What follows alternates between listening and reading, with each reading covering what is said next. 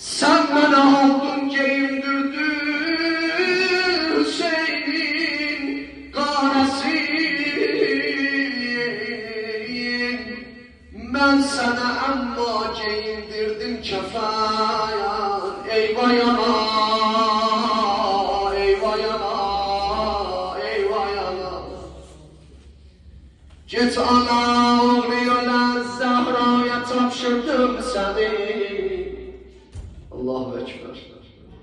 Git ana oğluyla Zehra'ya tapşırdım seni. Sen de Zehra tek beni nökerlerinden say ana. Ana, ana. Utandım sözlü inşallah. Azizim Kur'an okusun. Ben dedim Gülsen olup